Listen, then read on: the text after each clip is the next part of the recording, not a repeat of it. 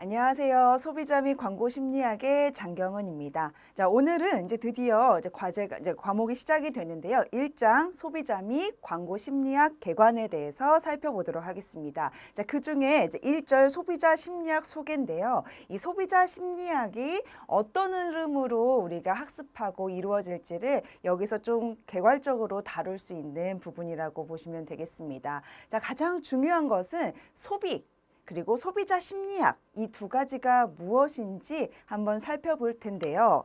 자, 먼저 소비를 살펴보도록 하겠습니다. 페이지는 3페이지예요. 자, 소비라고 하는 것은 우리 단순히 지출하고 그러니까 무언가를 사고 돈을 내고 이런 것이 소비라는 것이 아니라 여기서 중요한 건 우리는 심리학을 배우는 사람들이잖아요.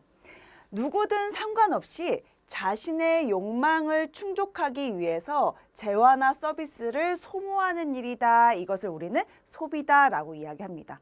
우리가 이제 심리학을 배우는 입장에서 우리 소비라고 하는 것은 돈 내고 돈 쓰고 뭐 이런 것이 아니다. 라는 거죠. 욕망을 충족하기 위해서 재화나 서비스를 소모하는 일이다라고 기억해 주시면 좋을 것 같아요. 자, 그러면 소비자 심리학이라고 하는 것은 무엇이냐? 우리가 심리학이라고 하는 것은 인간의 인지와 행동을 과학적으로 분석하는 학문을 우리는 심리학이라고 하죠. 이 심리학을 소비자에 접목한 것을 우리는 소비자 심리학이라고 합니다. 저희 정의를 좀 보면요. 우리가 물건을 살 때 이걸 왜 살까? 이걸 꼭 사야 되는 이유. 그리고 이 사기 위해서 이곳저곳 돌아다니고 서칭해보고 생각하는 그 이유. 우리가 요거를 계속 유지하는 이유, 그 상품을 구매했다면 그걸 유지하는 이유, 또 그 이후에 이 상품을 다른 상품으로 전환을 할 것인가, 아니면 그것을 꼭 유지할 것인가, 이 모든 것들이 인간의 내적 작용과 또 외부 작용에 의해서 이제 선택하게 되는 것이잖아요. 이제 이것이 바로 소비자 심리학이다라고 합니다. 자, 그럼 정의를 볼게요. 소비자 심리학은 소비자가 자신의 욕구를 충족시킬 것이라고 기대하는 제품과 서비스를 구매하고, 그러니까 구매하는 전 단계의 과정이에요. 그리고 사용하고, 이것을 쭉 사용하고 나서 처분, 이걸 계속 유지할 수 있지만 브랜드를 전환할 수도 있잖아요. 자, 이러한 모든 행동과 구매 과정을 과학적으로 연구하는 학문이다. 이것이 바로 소비자 심리학이다라고 할 수 있습니다. 그래서 그 아래 보시게 되면은 제가 조금 전에 설명드렸죠.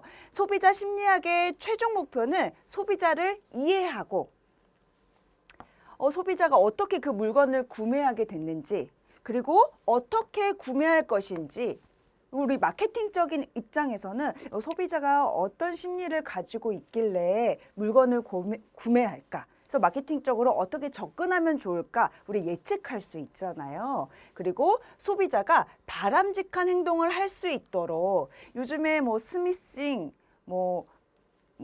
보이스피싱 등등 많이 있잖아요. 이러한 불미스러운 일이 당하지 않도록 우리가 어떻게 대처하면 좋을까? 이런 것도 사실은 소비자 심리학의 하나의 부분이라고 볼 수 있죠. 이런 것들을 조절하기 위해서 우리는 소비자 심리학을 연구하고 학습한다라고 생각하시면 되겠습니다.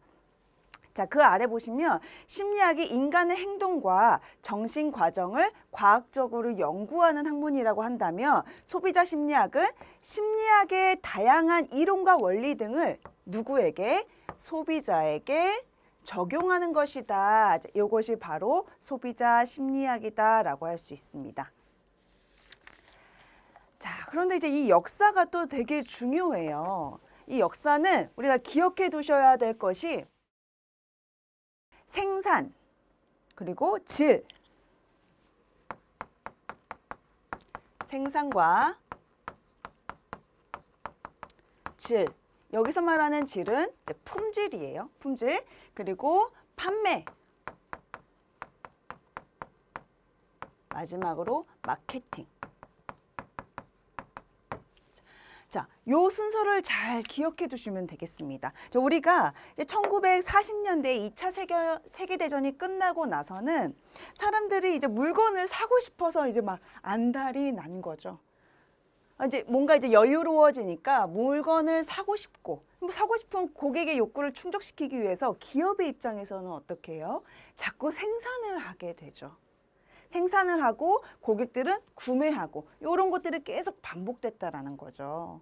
그런데 무엇이 됐든 우리는 포화 상태가 이르게 됩니다. 이제는 더 이상 고객들이 살 것이 없는 거죠. 더 이상 이제 생산하고 구매 욕구가 떨어진 겁니다. 그래서 기업이 어디에 초점을 맞췄냐? 질의 품질, 품질에 초점을 맞춰서 이제는 다품종을 뭐 많은 생산을 하는 것이 중요한 것이 아니라 질적으로 좋은 거를 생산하는 것이 좋다라고 해서 이제 품질 쪽으로 가게 됩니다.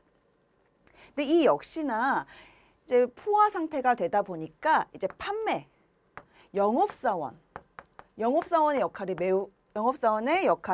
매우 중요하게 되죠. 이 질 좋은 상품을 어떻게 고객들에게 어필하고 사게 할 것인가. 그래서 1950년대 이 중반 때쯤 이 판매가 대세가 됐을 때쯤에는 미국에서 우리가 9시부터 6시까지 총 8시간, 9시간이잖아요. 이 9시간 동안 영업사원이 10명 중에 7명이 갔다라는 거죠. 거의 1시간에 한 번꼴로 영업사원이 뭐 소비자에게 방문해서 이 판매에 대한 이야기를, 이 상품에 대한 이야기를 했다는 거죠. 그만큼 이 판매가 매우 중요하고 영업사원의 역할이 중요했던 시절이 있었다고 합니다. 자, 여기에서 넘어서서 이제는 마케팅이죠. 지금 이제 마케팅이 너무나 중요해졌습니다. 이제 TV 광고 요거를 신문이나 뭐 라디오, TV 광고를 넘어서서 이제 우리가 인스타그램, 뭐 페이스북 등등 SNS를 통해서도 다양하게 광고 홍보를 많이 하고 있죠. 이 마케팅적으로 상품을 접근하고 있습니다. 자, 왜 그러냐? 고객들은 정말 똑똑해지기도 했고 다양한 기술들이 너무나 많이 오게 됩니다.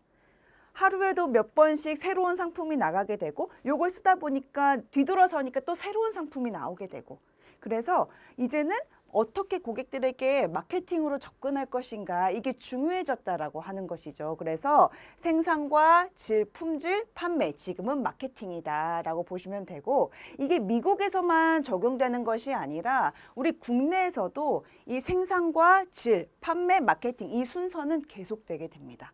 자, 우리 교재를 한번 볼게요. 교재 4페이지를 보면은 이 미국에 대한 거 잠깐 살펴보고 가겠습니다. 밑줄 그어주시면 되는데, 자, 미국 밑에 보시면 생산, 이거 화살표, 질, 품질, 그리고 판매, 마케팅 너무 중요한 부분이고요. 생산 중심, 질 중심, 판매 중심, 마케팅 중심. 여기에서 조금 더 깊이 들어간다고 한다면 이제 몇 년도 때에 생산이 중심이 됐는지 품질이 1950년대 초였고 판매 중심은 50년대 중반, 그리고 마케팅 중심은 50년대 중반 이후부터 이런 좀 시대적인 흐름과 매칭을 하면 훨씬 더 좋을 것 같아요.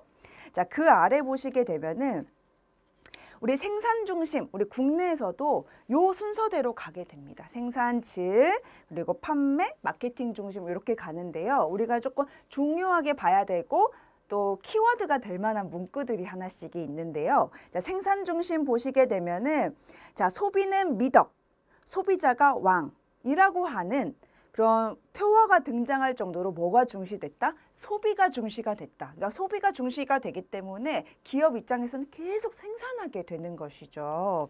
그래서 이러한 표어들 시험에 나올 확률이 좀 있고요. 자, 질, 품질 중심과 판매 중심이라고 했는데 대기업을 중심으로 판매 영업도 활발하게 전개됐다. 그래서 여기서 교재에는 나오지 않았지만 여러분들이 좀 알아두셔야 할 것들이 아마 여러분들이 이 시대에 있었을지는 모르겠는데 우리가 1980년대에는요. 별들의 전쟁이라는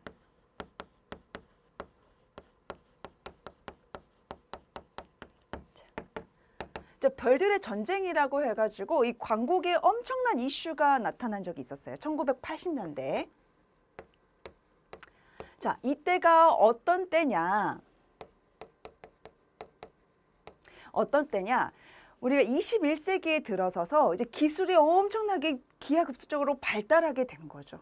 기술이 발달되고 인간과 조화가 이루어져야 된다라고 해서 지금 LG전자의 전신이었던 금성에서는 자, 무엇을 내걸었냐? 인간과 기술의 조화가 이루어져야 된다라고 하는 기업의 이 비전을 이제 광고로 나타나게 됩니다. 그게 무엇이냐? 테크노피아예요.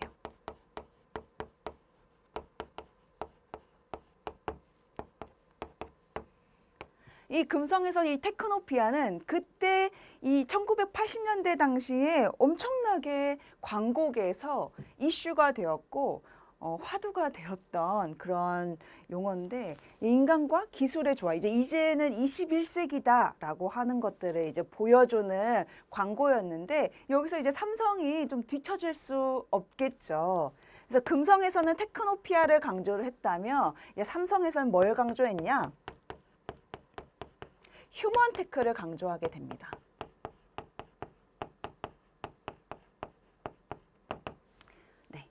휴먼테크를 강조하게 됐고 여기에서 이 별들의 전쟁, 금성의 테크노피와 삼성의 휴먼테크 요 사례를 이제 질 중심적인 거, 그다음에 판매 중심적인 것들의 다양한 사례들로 이 대표적인 사례로 들 수 있을 것 같아요. 그래서 국내에 이 질 중심, 품질 중심의 사례는 무엇이냐 한다면 이 별들의 전쟁이었던 금성의 테크노피아와 삼성의 휴먼테크를 떠올리시면 좋을 것 같아요. 자, 그 아래 한 번의 선택이 10년을 좌우합니다. 자, 요것이 바로 질 중심, 판매 중심의 가장 대표적인 표어라고 볼 수가 있었는데 이때까지만 해도 소비자가 중심이 아니었어요. 소비자가 중심이 아니었는데 이제는 마케팅 중심에 넘어가서 뭐가 중요해졌다? 소비자가 매우 중요해지더라. 왜냐면 너무나 다양하게 그 정보에 노출이 되잖아요. 그리고 고객들이 직접 마케팅, 생산에 참여할 수도 있기 때문에 우리가 댓글 하나 잘못되면은 사실 기업이 엄청나게 큰 타격을 받잖아요. 소비자가 매우 중요해졌더라. 그래서 예전에는 1990년대 중반까지만 해도 이 소비자가 중요하지 않았는데 이제는 90년대 이후부터는 소비자가 매우 중요해졌더라. 그래서 이때 당시에 무엇이 나왔냐? 소비자는 바로 고객이잖아요. 고객 만족이 가장 큰 키워드가 되겠죠. 이때 무엇이 나왔냐? 자, CSI라고 하는 요 지수가 나오게 됩니다. 우리가 CSI 하면 미국 특별수사대 이런 걸 생각하시는데 이 소비자 심리학에서는 이 CSI는 고객 만족도 조사예요.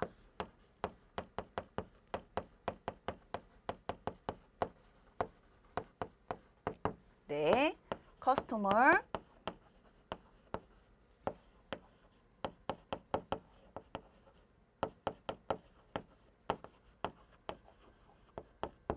자, CSI가 나오게 됩니다. 이제 고객의 만족도가 매우 중요해지게 됩니다. 우리가 그 조사 업체에 요청해가지고 고객의 만족도를 체크하기도 하지만 이제 대기업에서는 자체적으로 고객 만족도가 매우 중요해지게 돼서 자체적으로 만족도 조사를 실시하기도 합니다. 그래서 우리가 택시를 한번 타더라도 우리 별표 막 눌러주고 하잖아요. 매우 만족 5점 눌러주세요. 때로는 별표 5개 다 체크해주세요. 등등의 다양한 방법들이 있죠. 이게 다 바로 고객 만족을 높이기 위한 다양한 기업의 방법들이라고 보시면 되겠습니다. 실제로 그거는 이 만족도 조사는 단순히 그냥 하나의 이벤트다라고 생각하실 게 아니라 그 기업의 직원들을 좌지우지하고 비전이나 생산이나 소비 등을 좌지우지하는 엄청난 큰 정보다라고 생각하시면 되겠습니다.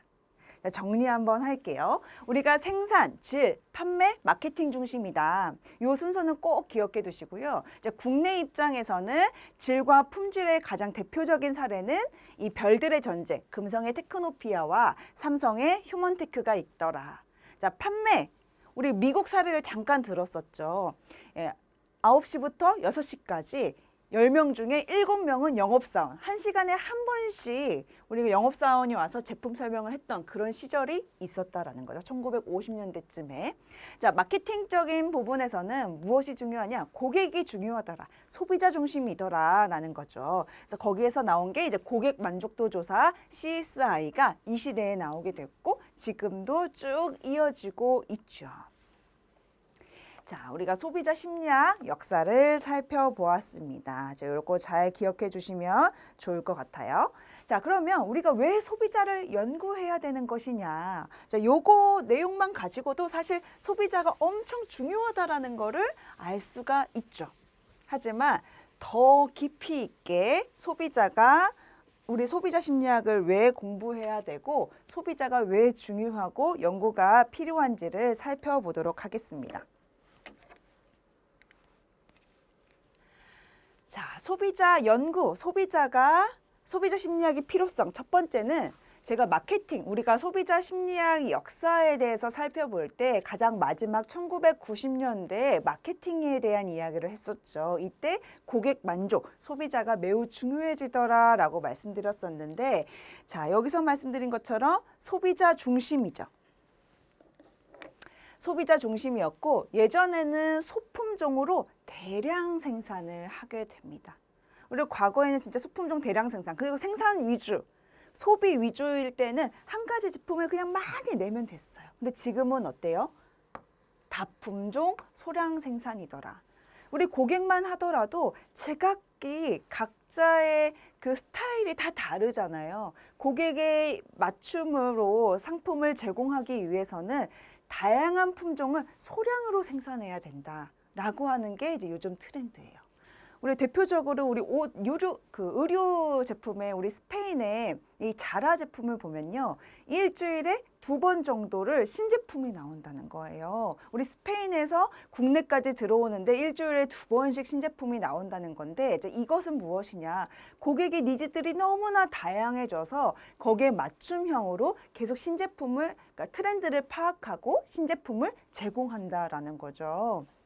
그래서 우리가 이제 다품종 소량 생산으로 변했더라. 그래서 과거에는 국가 경쟁력이 이제 기업이 중심이 되었었는데 지금은 뭐가 중심이더라? 소비자가 중심이더라. 라는 거죠. 자, 두 번째는 제품의 짧은 수명 주기. 우리가 핸드폰만 보더라도 2년 쓰죠. 근데 2년을 어떻게 써요? 우리가 그 2년 동안 제품이 너무나 낡아서 너무나 오래 써서 2년 안에 바꾸는 것이 아니라 끊임없이 새로운 신제품이 계속 나오는 거죠. 뒤돌아서면 핸드폰을 1년 정도 썼는데 새로운 갤럭시가 새롭게 나오게 되고 또 아이폰을 썼는데 뒤돌아서니까 1년 지나니까 아이폰이 새롭게 나오게 되는 거죠. 그럼 새로운 아이폰에 계속 구매 욕구가 나타나게 되고 구매까지 이루어질 수 있다. 그래서 제품의 수명 주기가 매우 짧아졌더라 라는 거죠. 우리 PLC, 프로덕트 라이프 사이클이라고 하는데 예전에는 한 번 살게 되면 길게 썼죠. 우리 차 같은 경우에도 한 번 비싼 차를 사면은 한 10년은 타는 거는 보통이었는데 지금은 5년도 채 타지 않는다라고 하죠. 이건 무엇이냐? 끊임없이 새로운 신제품, 소나타가 하나 나온다고 하더라도 3년 지나면 또 무언가가 하나 변해서 소나타가 나오게 되는 거죠. 그렇기 때문에 이젠 옛날같이 10년 수명 주기 것이 아니라 2년, 1년, 5년 되게 짧아졌다라는 거를 알 수가 있겠죠. 그래서 우리가 소비자 심리학을 연구해야 된다. 왜? 소비자가 자꾸 생각이 바뀌고 트렌드가 바뀌기 때문에 제품이 바뀌는 거거든요. 소비자의 트렌드를 읽기 위해서는 소비자를 잘 알아야 한다더라는 거 알고 계시면 되겠습니다. 자, 그다음에 세 번째는 프로슈머예요. 프로슈머는 생산자와 소비자의 합성어이죠. 이제 소비자가 생산에 투입되어 가지고 무언가를 만드는 데 조력한다라는 거예요. 이제 무슨 용어까지 나왔냐면요. 크리슈머라고 하는 용어까지 나왔어요. 크리에이티브, 창조적인 것과 이 컨슈머의 합성어, 이 크리슈머라는 용어까지도 나오게 되었죠.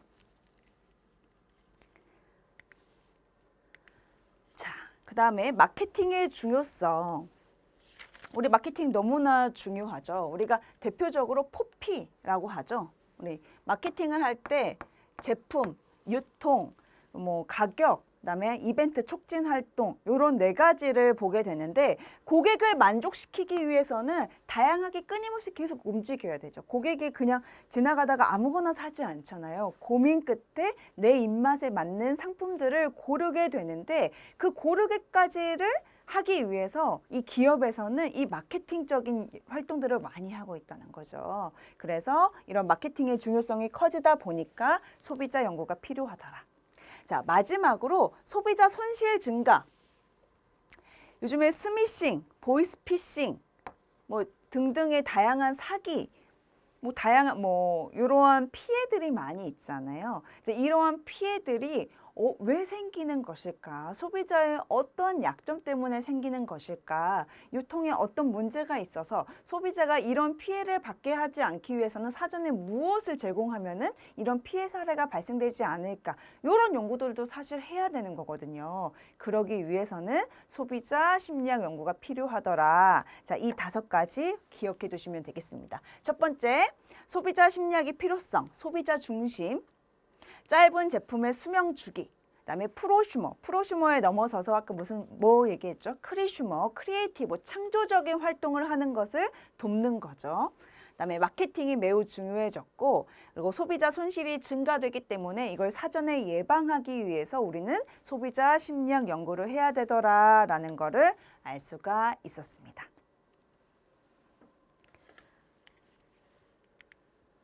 자, 소비자 심리학에 관련 학문 분야 같은 경우에는 너무나 많죠. 우리가 심리학을 가지고 우리 소비자 심리학 같은 경우에는 마케팅, 근데 광고할 때도 쓸 수 있겠죠. 광고. 어떻게 광고를 고객의 그 눈을 사로잡을 수 있게 소비자의 마음을 읽을 수 있는 방법은 무엇이 있을까? 의류학. 의류는 패션 마케팅 분야에서 고객의 트렌드를 읽기 위해서는 고객을 잘 알아야 되잖아요. 사회학, 경제학, 이 모든 학문 분야와 이 소비자 심리학은 밀접한 연관관계가 있다라고 생각하시면 되겠습니다. 자, 소비자 심리학의 접근 방법은 한번 쭉 읽어보시면 되고요. 그 옆에 소비자 심리학의 일반적 연구 모형이 매우 중요합니다. 요거는 교재를 좀 볼게요. 요 연구 모형은 달달달달달 외우고 이해하셔야 될 것 같아요. 이해하셔야 되니까 하나하나 꼼꼼히 살펴볼게요. 자, 먼저 자극 상황이 있고요. 지각, 학습, 인지, 동기, 감정, 성격, 태도, 설득. 요것은 무엇이냐? 내적 과정이라고 합니다. 내적 과정은 이 고객이 이 소비자가 인간의 내면에서 어떤 반응을 하는지, 어떤 상품을 보고 인지하고 거기에 감정적으로 반응하고 또 그것을 학습하고 이 일련의 과정들을 우리는 내적 과정이다라고 하거든요. 자, 지각부터 태도 설득은 내적 과정이고 그 옆에 이제 의도와 행동이 있습니다. 자, 요거 하나하나 볼게요. 이 자극 상황이라고 하는 것은 고객이 자극 상황을 주진 않겠죠. 외부적인 요인에 의해서 대표적으로 기업에서 자극을 주겠죠. 가격적인 부분, 비싸냐 싸냐 적당하냐 광고를 통해서 고객의 마음을 흔들어 놓는 거죠. 그다음에 진열 위치, 우리가 물건을 사러 갔을 때 가장 세 개를 나열을 똑같은 거를 나열해 놓는다면 가장 시선을 많이 가는 게 이 가운데 거라고 해요. 그래서 정말 이 영업사원이 상품을 팔고 싶은 이 상품을 가운데다 놓으면은 판매 확률이 높다라고 합니다. 그래서 이런 진열 위치, 포장을 어떻게 하느냐, 고급스럽게 하느냐, 트렌디하게 하느냐, 귀엽게 하느냐 이런 거에 따라서 고객이 구매할지 말지를 선택할 수 있죠. 그다음에 과거 경험. 이런 것들은 다 바로 자극 상황인데, 자, 그 아래 보시게 되면은 소비자의 정보 처리 과정은 우리가 손댈 수가 없어요. 다른 인간이, 기업이 손을 댈 수가 없죠. 다 내적인 문제죠. 자, 이 정보 처리 과정이 무엇이냐? 아까 지각, 학습 등등의 내적 과정이죠. 이것은 기업이나 마케터가 직접적으로 손을 댈 수 있는 부분은 아니에요. 그러나 우리 이 자극 상황, 돈은 비용이나 가격, 진열 위치, 광고, 그다음에 과거에 있었던 경험들 이런 것들은 사실 마케터가 손을 댈 수 있거든요. 지금 트렌드에 이 포장이 맞지 않다. 그러면 포장을 바꿔주면 되고 진열 위치가 눈에 띄지 않는다. 진열 위치를 바꿔주면 되잖아요. 이런 것들은 기업이나 마케터가 손을 댈 수 있더라. 마케터는 노출을 자극함으로써 구매자를 직접 그리고 간접적으로 통제를 할 수가 있는 거죠. 자, 두 번째, 내적 과정이 정말 중요합니다. 이 내적 과정은 사실 이번 과정 내에서는 하나하나 다루지는 못하지만 사실 중간중간 중요한 내용은 다른 내용 설명드릴 때 설명을 드릴 거예요. 하지만 지각부터 태도, 우리가 심리학을 배우는 사람이라면 이 내용 하나하나는 좀 꼼꼼히 살펴볼 필요가 있습니다. 자, 내적 과정이라 밑줄 그어주세요. 지각, 학습, 인지, 동기, 성격, 태도 등 개인 내부에서 일어나는 모든 변화를 이야기하는데 자, 더 중요한 1번 내적 과정들 간에는 지각과 학습과 태도 등등 간에는 독립적인 성격도 가지고 있지만 서로 관련성도 있습니다. 매우 중요해요. 자, 두 번째는 이 내적 과정들 간에 순서는 없다. 뭐가 먼저 일어날 수 없고 지각이 먼저 일어날 수도 있고요. 학습이 먼저 일어날 수도 있고 성격이 먼저 작용할 수도 있습니다. 자, 이게 두 번째였고 세 번째, 내적 과정은 어떠한 상황에 대한 결과물과 의도, 행동에 영향을 주는 원인이기도 하다. 그러니까 의도에 영향을 줄 수가 있다라는 거죠. 이 의도라고 함은 계획, 물건을 샀을 계획이나 제품을 구매하는 것, 이것을 의도하는 건데 이 내적 과정이 의도에 영향을 미칠 수도 있고 또 의도나 행동이 이 내적 과정에도 영향을 미칠 수가 있습니다. 그래서 종속 변수가 될 수도 있고 독립 변수가 될 수도 있다. 영향을 줄 수도 있고 영향을 받을 수도 있다라고 생각하시면 되겠습니다. 매우 중요해요. 자, 세 번째, 의도와 행동입니다. 의도는 제품 구매나 또는 사용 계획을 의미하고 행동 같은 경우에는 실제로 구매하고 또 실제로 사용하는 것을 의미하는데 의도와 행동 모두 다 내적 과정에 영향을 줄 수 있습니다. 왜냐? 우리가 사용하다가 이 상품은 생각했던 것보다 별로야. 다음에 사지 말아야지 라고 했을 때 생각하는 건 뭐예요? 당연히 내적 과정으로 생각하는 거죠. 그래서 의도와 행동이 바로 내적 과정에 영향을 미친다. 그래서 그 표를 보시게 되면은 이 행동이 내적 과정과 의도에 영향을 미친다라고 화살표가 되어 있죠. 이 행동이 내적 과정과 의도에 영향을 미친다라는 거를 알 수가 있습니다. 이거 매우 중요한 부분이에요. 마지막, 네 번째, 사회적 맥락입니다. 사회적 맥락은 친구, 가족, 중거 집단, 이러한 집단이나 사람들이 나의 구매에 영향을 미칠 수가 있죠. 내 주변에서 나 그 상품 괜찮다. 나 그 상품 좋더라. 너도 한번 써봐. 라고 했을 때 우리가 그냥 지나치지 않잖아요. 한번 테스트라도 한번 해보고 싶게 되죠. 이런 것들 사회적 맥락도 사실 구매에 영향을 미치더라. 사회적 맥락 같은 경우에도 크게 이 의도나 행동 그리고 더 중요한 이 내적 과정에도 영향을 미친다라고 하는 거를 알 수가 있죠. 자, 그리고 이제 문화적 맥락 같은 경우에는 소비자와 그 소비자의 사회적 맥락에 영향을 주는 문화적 자극의 집합이다라고 나와져 있는데 지금 현재 시대의 문화를 생각하시면 될 것 같아요. 지금 현재 트렌드가 뭐냐? 요즘에 1인 가족, 혼족, 혼밥 이런 거 유행하잖아요. 밥도 혼자 먹는 시대가 됐다. 지금은 혼자 먹는 것도 낯설지 않고 이상하지 않은 시대다. 이게 사실 우리가 다 알게 된 거잖아요. 문화적으로 체득화가 내재화가 된 거죠. 또 무엇이 있을까요? 1인 가족 아니면 그다음에 소확행? 그 작은 걸로 작은 행복을 누린다 해서 소확행이라고도 하죠. 이런 것들도 사실 하나의 지금 시대의 문화적인 맥락의 대표적인 사례라고 볼 수 있을 것 같습니다. 네, 좀 소비자 심리학에 대해서 좀 살펴보았는데 어떻게 이해가 되셨는지 모르겠습니다. 이런 것들을 좀 사실 큰 흐름이에요. 소비자 심리학의 가장 큰 흐름들을 오늘 살펴보았고요. 이 내용들 한번 다시 꼼꼼히 좀 읽어보시, 제가 좀 큰 틀만 말씀드렸으니까 꼼꼼하게 한번 살펴보시면은 이해가 되실 거다라고 생각이 듭니다. 자, 다음 시간에는요. 우리가 이제 소비자 심리학만 다루는 것이 아니라 이제 광고 심리학도 다루게 되잖아요. 제가 앞으로 광고 심리학에 대해서 이야기를 할 때는 다양한 광고 사례들도 많이 살펴볼 텐데요. 오늘은 소비자 심리학을 살펴볼 것이고 다음 시간에는 광고 심리학, 다양한 광고들도 같이 이야기 나눠보면 좋을 것 같습니다. 자, 정말 고생 많으셨습니다. 감사합니다.